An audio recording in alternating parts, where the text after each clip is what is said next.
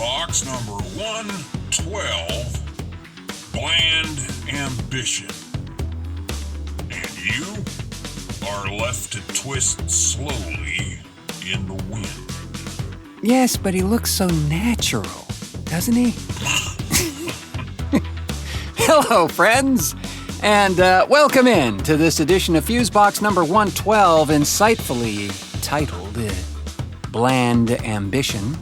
And I'm your moving the papers around on my desk to look busy host, Mark Rose, and thanks so much for pushing play on this one. And over there, always pushing play at the right times. And then there's timing, right? Yes. The inevitable, the Archduke of Decibels himself, Milt Keynes, everybody. Hey, you like my attire today? Well, yes, and I was actually going to comment on that, Mr. Keynes. You're looking quite politically astute in your orange guy sweatshirt there. Yeah, this is the cover art from our last show with Adolf Trump behind bars. Kind of dug that one. Yes, it was a winner for sure. You know, we had many compliments on that design. Of course, lovingly crafted by our cohort in audio crime around here, Jeff Pollard. It looks good on you, man. Makes me feel taller. And the second I put it on, that rash went away too. Yes, it's another fashion miracle provided by Fusebox. A little value added whenever you visit the store.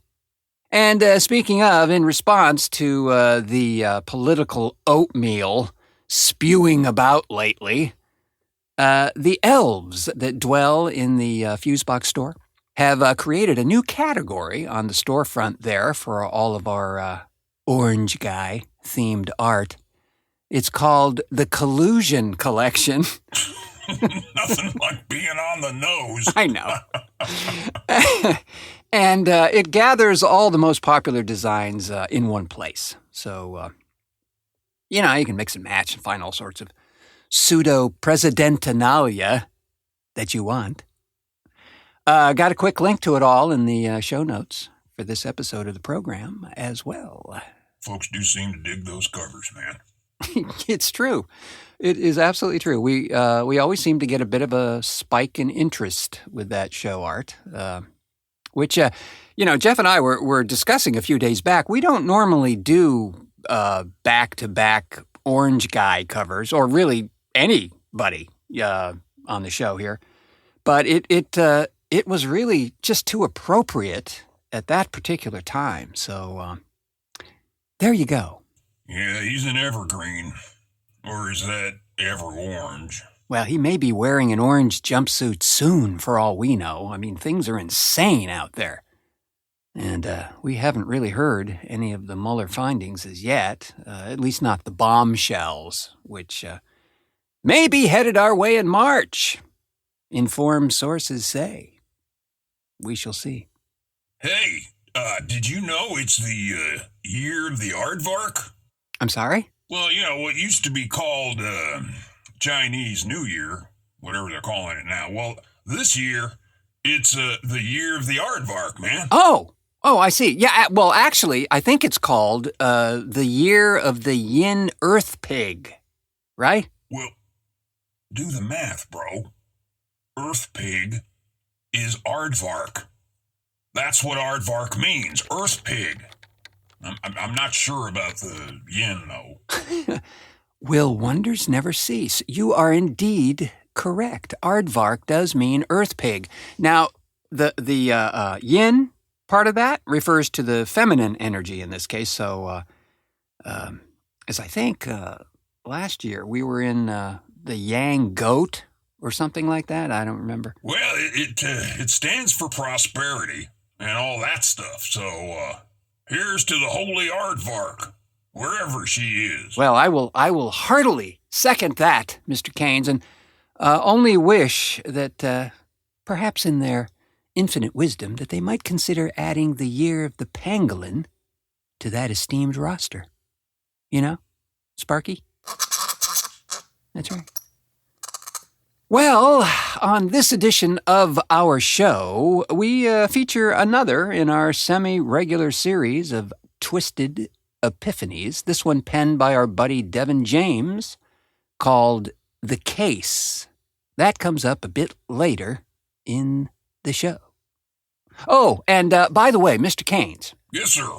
Yes, well, I wanted to follow up on your space-related comments on the last show about odd moon activity that you... Yeah, we were talking about the explosion on the moon that happened during that blood-red eclipse. Yeah. Well, I have a little gem here for you. Although not directly about the moon... Okay.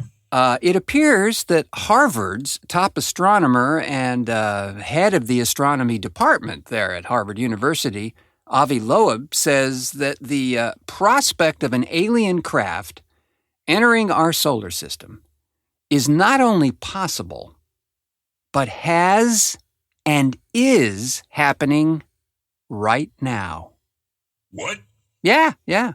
This is the same chap that last fall speculated that the object that was tracked entering our solar system named Oumuamua, a Hawaiian word for scout, by the way, how about that, was indeed of foreign interstellar origin and was more likely a craft than some kind of space debris. Oh, yeah. That was that cigar-shaped thing that was flying through our solar system, and then mysteriously sped up and ricocheted itself out of here. Yeah, and that part is often left out of the report. But yes, indeed, it was tracked accelerating around the sun and is now headed out past Jupiter. Now, this chap is not some crackpot with an X-Files obsession or something. He's the head of the astronomy department at Harvard. Oh, man, I heard they were all over his ass on this one last year, too, yeah. Well, and one guy in particular, astrophysicist Paul M. Sutter from Ohio State University there evidently tweeted that Oumuamua is not an alien spaceship, and the authors of the paper insult honest scientific inquiry to even suggest it. Oh, he's already a mantis alien, then. Loeb? No, that's Sutter, dude. Hey, that's their first line of defense, man. Talk trash about the guy who blew the whistle. It's always the same. Well, I'll tell you this. And I'm 100% in agreement with Mr. Loeb here, where he says that it's just plain arrogant to believe that we're alone in the universe. Seriously, that's one hell of a stretch to believe, given the diversity of life we see even just on this planet. Seems a bit nearsighted to think that life said, yeah, we're done with all that creating stuff. Time to nap. Never bought it for a second, amigo. No damn way we're the only thing out there. Now, it could be you're correct, Mr. Keynes. And there truly are carnivorous gas bags from the planet Groxymead coming to play with us, But in any event, it just does seem to be a bit preposterous to think that we're it. That's all there is. I think there's enough scientific proof even that life energy is always expanding outward, infinitely.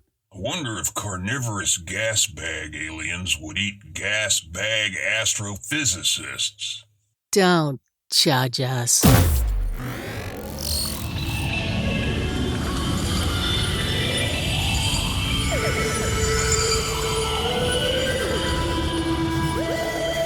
thefuseboxshow.com. So, the title of this edition of our program is Bland Ambition. And let me elaborate. Just a hypothesis now. There are no mantis or carnivorous gas bag aliens involved in this? Not a flatulent one, Mr. Kane. I got to thinking about a cycle that seems to happen quite frequently in our society. And for instance, let's say there's a major news event of some sort, be it political or even weather-related, and it, for whatever the reason, becomes an ongoing story. Lots of follow-ups, maybe new information is discovered, whatever the case may be.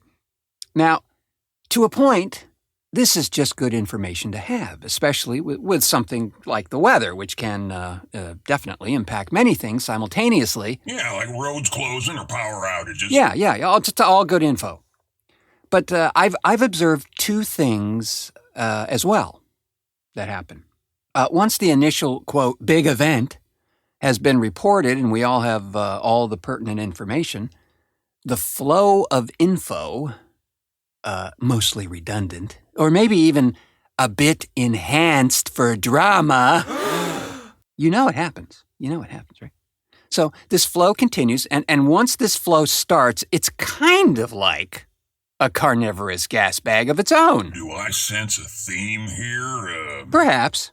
Carnivorous gas bag aliens, or CBGs as the cognoscenti know it. That's right. So it often creates an inordinate amount of information that causes a kind of sedation in a person. When you have all this information, at some point, you just turn off. You no longer care about the thing because you've been hearing about it for 6 straight days, and enough already. I know it's a terrible snowstorm, but shut up. I'll tell you what gets me, man. Sometimes there's like one or maybe 2 shots of something and like a really fast B-roll, and they keep rolling the same damn footage all day long. You just want to take a claw hammer to the damn TV. You speak with some passion about this, Mr. Keynes. Anything you'd like to share regarding TV abusement-ism? Nope. So that's one symptom in this shell game. A numbness, an intended apathy is induced just by being over-informed. Now, I know several folks right now whose eyes are rolling back into their sockets with all the political jazz going on right now. You know what I mean? I totally get it. But I do urge you, however, don't become numb or fall asleep at the wheel here, because that situation will get far more stinky before it evaporates into the mists of history. So that's one. The other little part of this cycle is the sleight of hand technique, which is also going on right now. So you create a flurry of... Saw what you did there. Oh, you like my keen weather analogy, do you, Hank? It's why you get the big buck. Hopefully not in the rutting season. But to carry on, the... Old Milty on the spot there, buddy. Oh, God. Uncanny timing, truly. It's a gift, man.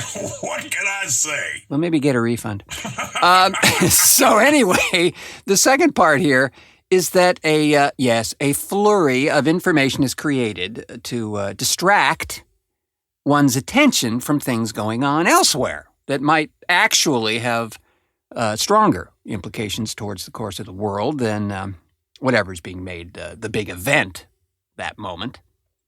Personally, I got to say, I find it refreshing every now and then to listen to like a world news program, like the BBC World Service, something like that, just to get a little broader perspective on things. Much of the info reported there goes unreported here, but can be just as valuable, sometimes more so. So basically, then, you're saying that there's a kind of what? Directed apathy? Yeah, it can take that form, certainly. It can become that. Ultimately, I think it can result in a feeling that everything is pretty much hopeless, and what's the point in participating in this thing? Everything's rigged anyway. Might as well just roll over. Well, everything is rigged, right? Feels that way sometimes, doesn't it? Like mostly every day.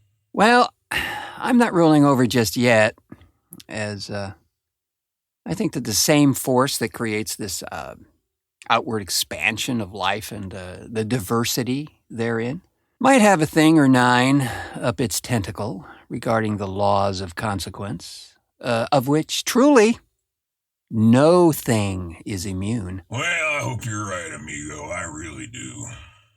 Just seems like so much stuff gets railroaded through us these days. No, I agree. And this year has seen a lot of that attempted.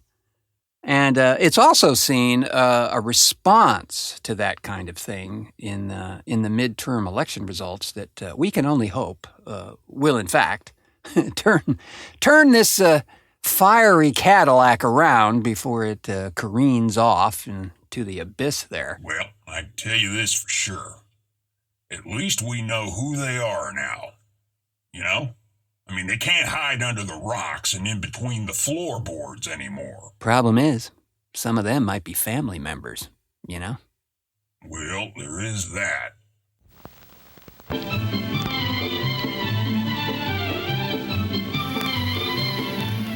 Oh, hello.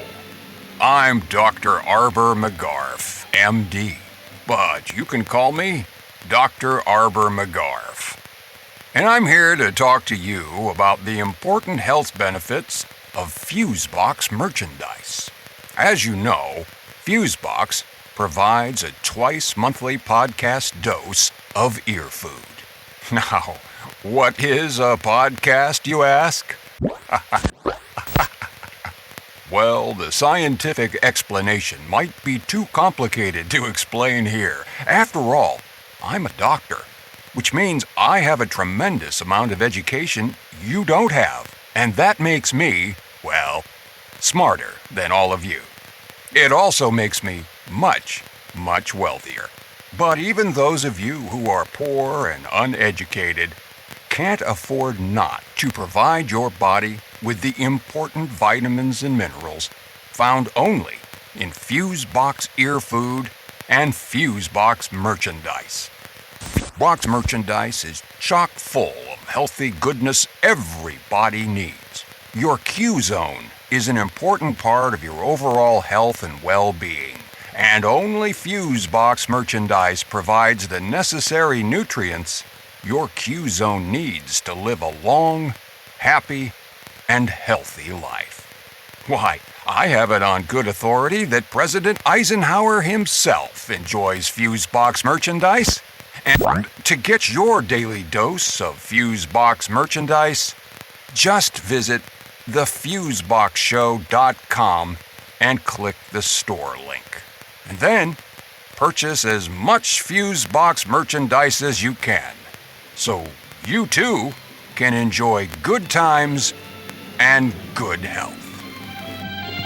Be healthier. Visit thefuseboxshow.com today. That's thefuseboxshow.com. In our ongoing series called Twisted Epiphanies, which is a thing we do from time to time with spoken word pieces, deftly written by all sorts of different folks who then, by a process of forced ingestion of several psychotropic plants and mushrooms, are thereby made pliable to my will, so that they consent to allowing me to fiddle with their verbiage. Kidding. So I take these wonderfully insightful pieces and add some sonic enhancement, and voila, a TE is born. And just like magic, we have one for you today, crafted by our buddy Devin James, and this one is entitled The Case.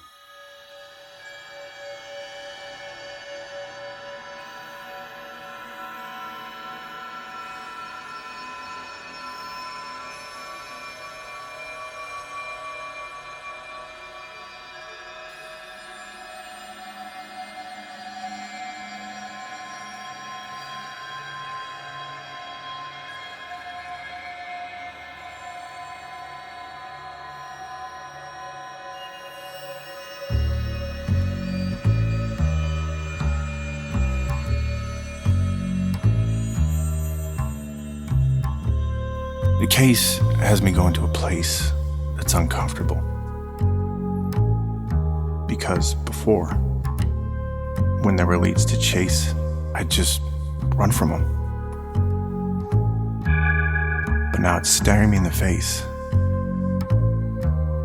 And my excuse has been that I'm not confident enough to handle what's behind that door that might punish me, beat me up and pummel me, treat me like the Punisher, eat me up, chew me up and spit me out, to tell the truth. But the truth, when I add it all up, the sum of truth hits me with a sobering dose, like 100 proof. But this is where my destiny lies. I gotta run into that place that I've been afraid to investigate for a month or two, even though I knew it would solve the case. But I hesitated, because I knew this is where everything would funnel to. And as much as I've held it together, I also knew this is where I probably would come unglued. But this is where it bubbles up. This is where it bottlenecks.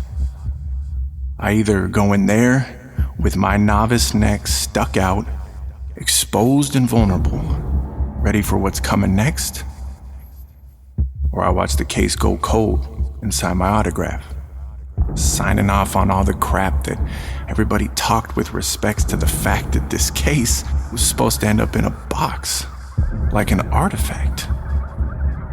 They said it was done. They said I was done. But I'm not done. I will not run away. I will run right into the barrel of a shotgun if I have to. But I'm scared. I'm scared to death of what comes next. I'm scared to death of putting myself out there. I'm terrified that from these lips, all the plans to solve the case that I had talked up were the same lips that I never pulled the trigger on and shot from.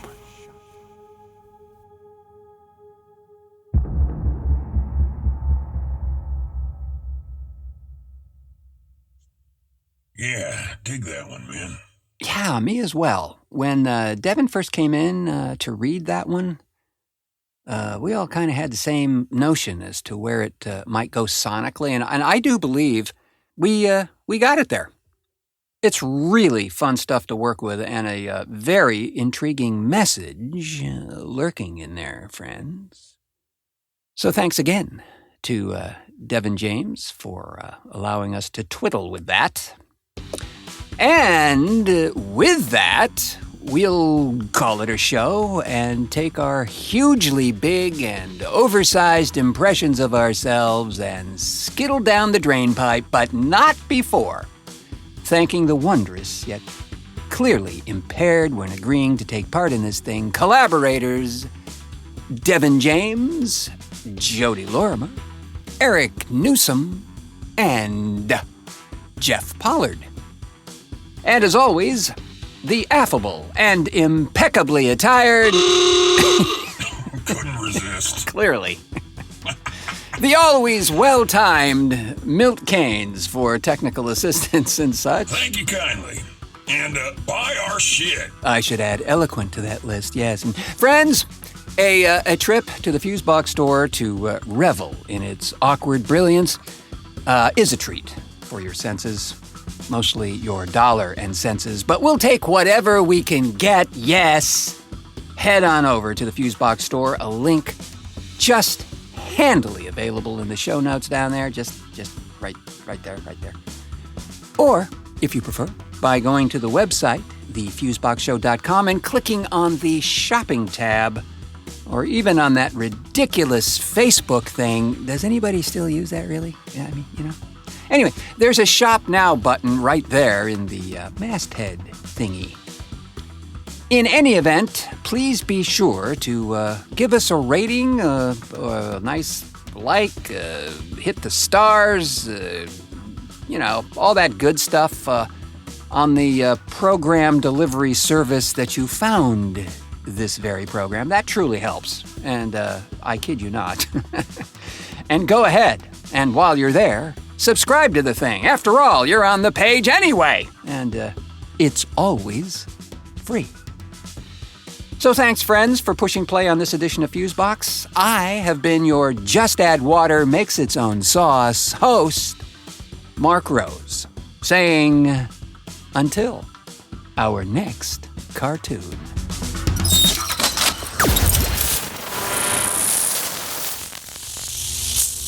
Fuse.